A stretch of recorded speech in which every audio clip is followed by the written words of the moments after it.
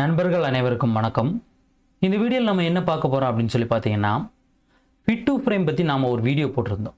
அதாவது ஆல்பங்களை சுலபமாக நம்ம எடிட் பண்ணுறதுக்கு அந்த ஃபிட் டு ஃப்ரேம் அப்படிங்கிறது ரொம்ப பயனுள்ளதாக இருக்கிறதுனால ஃபிட் டு ஃப்ரேம்னு ஒரு வீடியோ போட்டிருந்தோம்.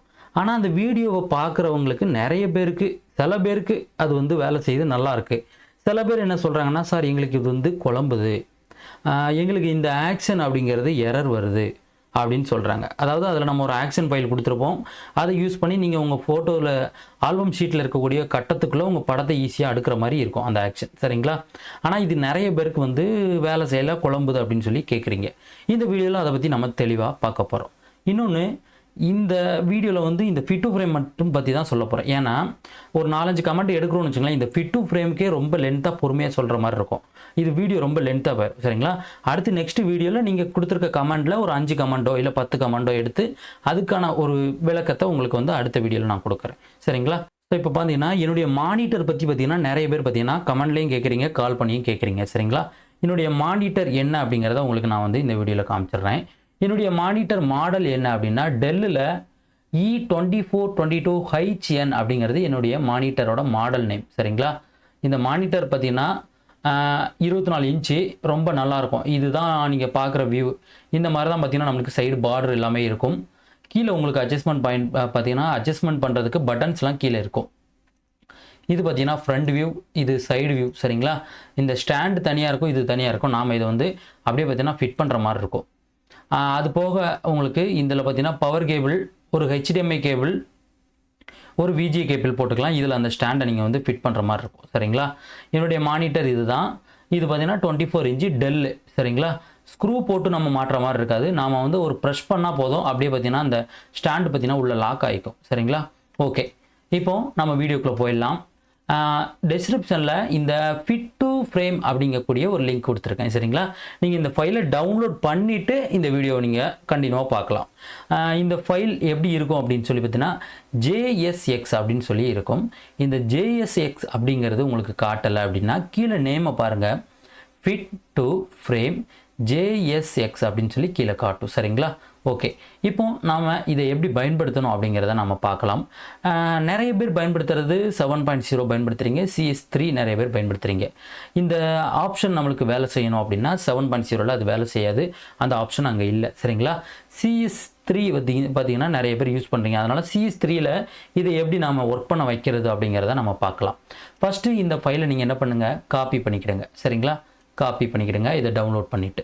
அதுக்கப்புறமா நீங்கள் என்ன பண்ணுங்கள், உங்களுடைய திஸ் பிசி உள்ளே வந்தீங்கன்னா லோக்கல் டிஸ்க் சி அப்படின்னு சொல்லியிருக்கும். இது உள்ளே போனீங்கன்னா உங்களுக்கு ப்ரோக்ராம் ஃபைல் 86 அப்படின்னு சொல்லியிருக்கும், சரிங்களா? இதில் ரெண்டாவது இருக்கக்கூடிய இந்த ப்ரோக்ராம் ஃபைல் 86 உள்ள நீங்கள் ஓப்பன் பண்ணுங்கள். இதில் உங்களுக்கு அடோபி அப்படின்னு சொல்லி இருக்கும், சரிங்களா? என்னென்னா இந்த CS3 அப்படிங்கக்கூடிய ஃபோட்டோஷாப்பில் நாம் இந்த ஆக்ஷனை ரெடி பண்ண வைக்கிறதுக்கு இதில் பார்த்தீங்கன்னா ஃபோட்டோஷாப் CS3 அப்படின்னு இருக்கா, இதை ஓப்பன் பண்ணுங்கள். இதில் இந்த இடத்துல ப்ரீசெட்ஸ் அப்படின்னு இருக்கா, இதை ஓப்பன் பண்ணுங்கள். இதில் நீங்கள் என்ன பண்ணணும்னா ஸ்கிரிப்ட் இந்த இடத்துல இருக்குது பார்த்தீங்களா, ஸ்கிரிப்ட் உள்ளே போயிட்டு ரைட் கிளிக் பண்ணி அப்படியே பேஸ்ட் அப்படிங்கிறத கொடுத்துட்டு கண்டினியூ கொடுங்க. உங்களுக்கு இந்த இடத்துல ஃபிட் டு ஃப்ரேம் அப்படிங்கிறது உள்ளே வந்திருக்கணும், சரிங்களா? உங்களுக்கு ஒரு வேளை இந்த ஃபோல்டருக்குள்ளே வர தெரியலனா இந்த இடத்துல பாருங்கள், this PC local disk C program file 86 Adobe Photoshop CS3 preset script. இது கூட நீங்கள் வந்து வீடியோ பாஸ் பண்ணி வச்சுட்டு கூட நீங்கள் பார்த்து இந்த மாதிரி காப்பி பண்ணி பேஸ்ட் பண்ணிடலாம். இப்போ இதை க்ளோஸ் பண்ணிக்கிறேன். இப்போது ஃபஸ்ட்டு நம்ம என்ன பண்ணிட்டோம், ஃபஸ்ட்டு ஸ்டெப்பு காப்பி பண்ணி அதை பேஸ்ட் பண்ணிட்டோம். இப்போ என்னுடைய ஃபோட்டோஷாப் CS3 நான் என்ன பண்ணுறேன், ஓப்பன் பண்ணுறேன். ஓப்பன் பண்ணதுக்கு அப்புறமா நம்ம என்ன பண்ணலான்னா ஃபைல் போயிட்டு ஸ்கிரிப்டில் அந்த ஃபிட் டு ஃப்ரேம் அப்படிங்கிறது காட்டுதா அப்படிங்கிறத நீங்கள் ரொம்ப கவனமாக நீங்கள் பார்த்துக்கணும், சரிங்களா? இது காட்டலை அப்படின்னா உங்களுக்கு அந்த ஆக்ஷன் சரியாக வேலை செய்யாது.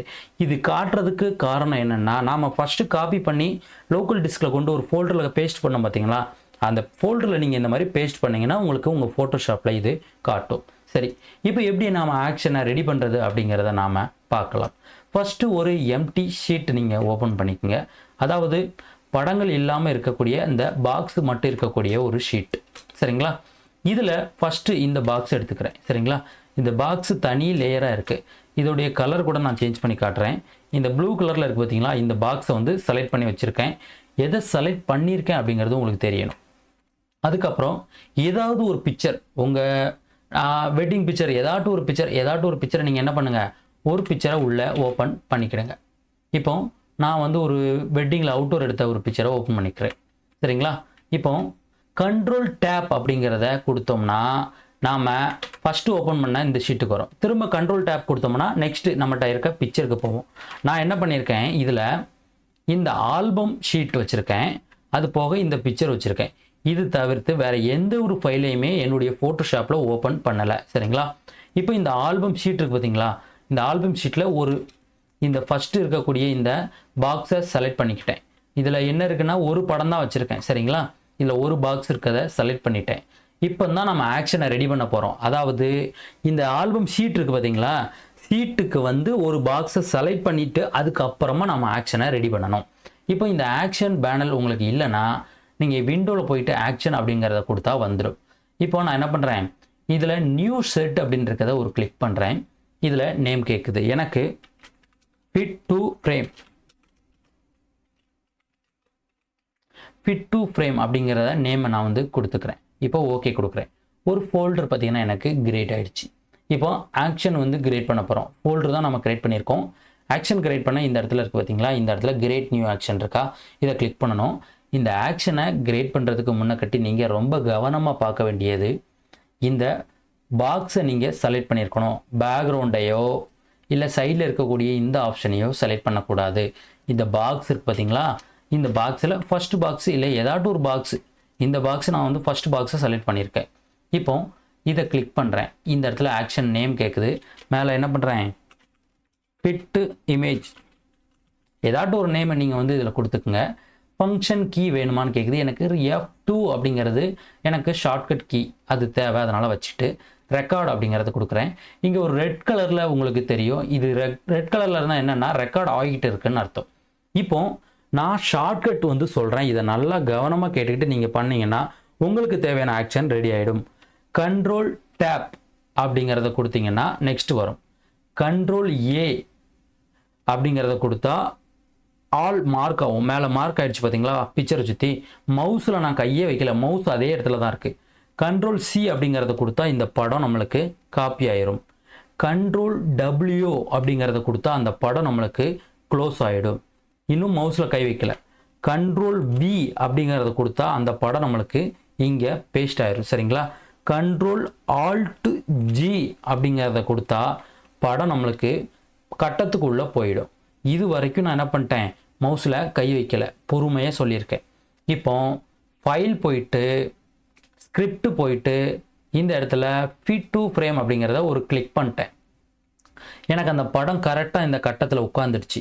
எனக்கு தேவையான ஆக்ஷன் ரெடி ஆயிடுச்சு. இப்போ இந்த ஆக்ஷனை ஸ்டாப் அப்படிங்கிறத கொடுத்து ஸ்டாப் பண்ணிட்டேன். ஸ்டாப் பண்ணதுக்கப்புறம் இந்த ஃபோல்டர் இருக்குது பார்த்தீங்களா, இதை கிளிக் பண்ணி ஃபஸ்ட்டு இந்த ஆக்ஷன் என்ன பண்ணுறேன், சேவ் பண்ணுறேன். சேவ் ஆக்ஷன் கொடுத்துட்டு டெஸ்க்டாப்பில் என்ன பண்ணுறேன், என்னுடைய இந்த ஃபோல்டரில் சேவ் பண்ணிக்கிறேன். சரிங்களா? ஓகே. இப்போ இந்த படத்தை டெலிட் பண்ணிடலாம். இப்போ இதையும் க்ளோஸ் பண்ணிடலாம். இப்போ நாம் ஃபிட் டு ஃப்ரேமை செக் பண்ணி பார்க்கலாம். இப்போ இந்த சீட்டை ஓப்பன் பண்ணுறேன். இது ஒரு ஷீட்டு, இது வந்து ஒரு பாக்ஸ் இருக்கக்கூடிய ஒரு சீட்டு. ஒரு 1 2 ஒரு 2 படம், இந்த இடத்தையும் சேர்த்து 3 படம் நான் வந்து என்ன பண்ணுறேன், ஓப்பன் பண்ணி உள்ளே விடுறேன். இப்போ கண்ட்ரோல் டேப் அப்படிங்கிறத கொடுத்தா நம்மளுக்கு என்ன பண்ணும், இதுக்கு வந்துடும். சரிங்களா? இப்போ இந்த ஃபர்ஸ்ட் படத்தை செலக்ட் பண்ணிவிட்டு ஃபங்க்ஷன் கீ F2 கொடுத்துருக்கேன்னா F2 அப்படிங்கிறத கொடுக்குறேன். சரிங்களா? ஃபர்ஸ்ட் படம் உட்காந்துருச்சு. இப்போ செகண்ட் பாக்ஸை செலக்ட் பண்ணிவிட்டு F2 கொடுக்குறேன். இப்போ ரெண்டாவது படம் வந்துருச்சு. தேர்ட் பாக்ஸை செலக்ட் பண்ணி F2 கொடுக்குறேன். இப்போ பாருங்களேன், ஒரே ஒரு ஷார்ட்கட்டு F2 மட்டும்தான் கொடுத்தேன். அப்படி சொடக்கு போடுற நேரத்தில் எனக்கு கட்டத்துக்குள்ளே ஃபோட்டோவை கொண்டு வந்து வச்சிடுச்சு. சரிங்களா? இதுக்கு தான் இந்த ஆக்ஷனை நீங்கள் ரெடி பண்ணணும் அப்படிங்கிறத நான் சொல்கிறேன். எப்படி ரெடி பண்ணணும் அப்படின்னா, நான் பொறுமையாக சொன்ன மாதிரி ஃபஸ்ட்டு அந்த ஃபைலை காப்பி பண்ணி ப்ரோக்ராம் ஃபைலில் லோக்கல் டிஸ்க் Cயில் கொண்டு நீங்கள் அந்த இடத்துல பேஸ்ட் பண்ணணும். அதுக்கப்புறமா இதே போல் ஒரு ஆல்பம் ஷீட்டை உள்ளே ஓப்பன் பண்ணணும், ஒரு பிக்சர் வந்து ஒன்று ஓப்பன் பண்ணணும். ரெண்டையும் ஓப்பன் பண்ணதுக்கு அப்புறமா ஆல்பம் ஷீட்டில் ஒரு பாக்ஸை செலக்ட் பண்ணிவிட்டு ஆக்ஷனை ரெடி பண்ணணும். ஆக்ஷன் ரெடி பண்ணதுக்கு அப்புறம் நீங்கள் நான் சொன்ன மாதிரி control tab, control A, control C, control W, control V, control Alt G, அதுக்கப்புறமா ஃபைலில் போயிட்டு ஃபிட் டு ஃப்ரேம் கொடுக்கணும். நான் சொன்னது ஷார்ட்கட்டை நீங்கள் நான் சொன்ன மாதிரி ஃபாலோ பண்ணால் கண்டிப்பாக எல்லாருக்கும் ஆக்ஷன் க்ரியேட் ஆகிடும். ஆக்ஷன் ரெடி ஆகி உங்களுக்கு பர்ஃபெக்டாக ஒர்க் ஆகுது அப்படின்னா நீங்கள் கமெண்டில் சொல்லுங்கள். சரிங்களா? எத்தனை பேருக்கு நல்லா பர்ஃபெக்டாக ஒர்க் ஆகுது, எத்தனை பேருக்கு ஒர்க் ஆகாமல் இருக்குது அப்படிங்கிறத நாம் தெரிஞ்சுக்கலாம். ஒருவேளை நிறைய பேருக்கு ஒர்க் ஆகலை அப்படின்னா இன்னுமே நான் பொறுமையாக உங்களுக்கு இறங்கி சொல்லி கொடுக்குறேன். சரிங்களா? ஓகே, இப்போ இந்த ஆக்ஷன் ரெடி பண்ணதுக்கப்புறம் எதுக்காக சேவ் பண்ணேன் அப்படிங்கிறத உங்களுக்கு சொல்லிடுறேன். சரிங்களா? சப்போஸ் இதில் உங்களுக்கு இந்த ஆக்ஷன் டெலீட் ஆகிடுச்சு அப்படின்னா என்ன பண்ணலான்னா, நீங்கள் இந்த சேவ் பண்ண டெஸ்க்டாப்பில் இருந்து என்ன பண்ணலாம், அப்படியே பார்த்தீங்கன்னா இந்த ஆக்ஷனை தூக்கி ஃபோட்டோஷாப்பில் போட்டிங்கன்னா உள்ளே வந்துடும். சரிங்களா? ஒர்க் ஆகும். இப்போ நான் வந்து இந்த CS3ல் வந்து இந்த ஆக்ஷனை ரெடி பண்ணிட்டேன். நான் வந்து இப்போ என்ன பண்ணியிருக்கேன்னா ஃபோட்டோஷாப்பு CS6ம் வச்சுருக்கேன். CS6க்கு நான் ரெடி பண்ணணும். இப்போ CS6 ஓப்பன் பண்ணுறேன் நான். சரிங்களா? ஆக்ஷன் நான் இந்த இடத்துல சேவ் பண்ணி வச்சுருக்கேன் டெஸ்க்டாப்பில். இப்போ என்ன பண்ணுறேன், இந்த ஆக்ஷன் அப்படியே CS6 உள்ளே ஓப்பன் பண்ணி விட்டுறேன். சரிங்களா? ஓப்பன் பண்ணிவிட்டு இந்த ஆக்ஷனை நான் வந்து இப்போ என்ன பண்ண போகிறேன், டெஸ்ட் பண்ணி பார்க்க போகிறேன். திரும்ப ஒரு ஆல்பம் ஷீட் ஓப்பன் பண்ணுறேன்.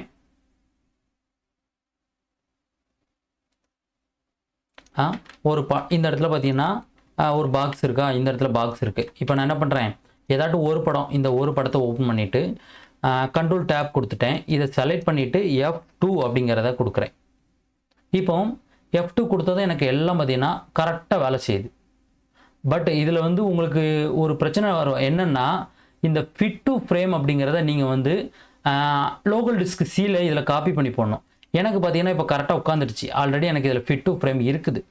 இது எப்படின்னா நான் திரும்ப உங்களுக்கு சொல்கிறேன் பாருங்கள். இப்போ என்ன பண்ணணும்னா, இந்த ஆக்ஷனை நீங்கள் வந்து வேறு ஃபோட்டோஷாப்க்கு யூஸ் பண்ண போகிறீங்க, நீங்கள் ரெடி பண்ணிவிட்டு யூஸ் பண்ண போகிறீங்கன்னா இந்த ஃபிட் டு ஃப்ரேம் ஃபைலை காப்பி பண்ணி லோக்கல் டிஸ்க் Cல எந்த ஃபோட்டோஷாப்பும் பயன்படுத்த போகிறீங்க. உதாரணத்துக்கு CC வேணும் அப்படின்னா ஃபஸ்ட்டு இருக்க ப்ரோக்ராம் ஃபைலில் அடோபுள்ள போனீங்கன்னா ஃபோட்டோஷாப் CC வந்துடும். இதில் நீங்கள் என்ன பண்ணலாம், ப்ரீசெட் அப்படிங்கிற ஃபோல்டரில் ஸ்கிரிப்ட் உள்ள பேஸ்ட் பண்ணணும். அப்படி இல்லைன்னு வச்சுங்களேன், CS6 வேணும்னா இந்த ப்ரோக்ராம் ஃபைல் 86 உள்ளே இருக்கும்.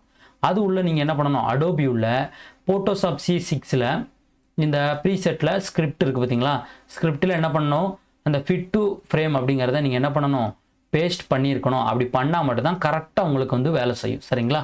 ரொம்ப பொறுமையாக சொல்லியிருக்கோம். நீங்கள் வந்து கண்டிப்பாக முயற்சி பண்ணால் உங்கள் எல்லாருக்கும் இது வேலை செய்யும்.